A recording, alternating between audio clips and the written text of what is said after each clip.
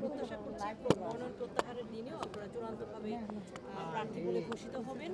সংসদে যে কিভাবে কাজ করার প্রত্যাশা আপনাদের? ধন্যবাদ আপনাদেরকে। প্রথমে আমি কৃতজ্ঞতা জানাতে চাই আমাদের মাননীয় প্রধানমন্ত্রীকে এবং নীতি নির্ধারকরা যারা আমাদেরকে মনোনীত করেছেন এবং ফাইনালি আজকে দেখেছেন যে নির্বাচন কমিশনে বৈধ ঘোষণা করে হয়েছে। তো আমরা আসলে আপনারা জানেন 2001 সালে আমি এবং আলী আমরা দুজনে কিন্তু সংরক্ষিত আসনের নারী এমপি ছিলাম, কাজে আমাদের একটা অভিজ্ঞতা আছে। এবং এছাড়া 2008 সালে আমি আমার কনস্টিটিউয়েন্সি থেকে আমি সরাসরি নির্বাচনও করেছি এবং ছাত্র রাজনীতি থেকে যেহেতু আমরা উঠে আসা ইডেন কলেজের নির্বাচিত ভিপি ছিলাম, সেই কারণে আমরা আসলে দীর্ঘ বছর যাবৎ জনগণের সাথে কিন্তু আছি।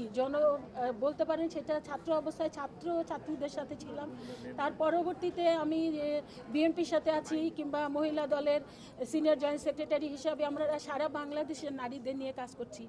তো আমরা জানি সমাজের কোন কোন জায়গায় সমস্যাগুলো আছে। ইনশাআল্লাহ এটা আমাদের মাননীয় প্রধানমন্ত্রী বলেছেন আমরা আসলে ক্ষমতায়ন না, আমাদের উপরে দায়িত্ব পড়েছে।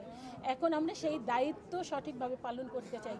যখন যেই জায়গায় আমরা অসঙ্গতি দেখব, সমস্যা দেখব আমাদের এই সমাজের, আমাদের এই রাষ্ট্রের, সেই জায়গায় আমরা কাজ করতে চাই। Thank you.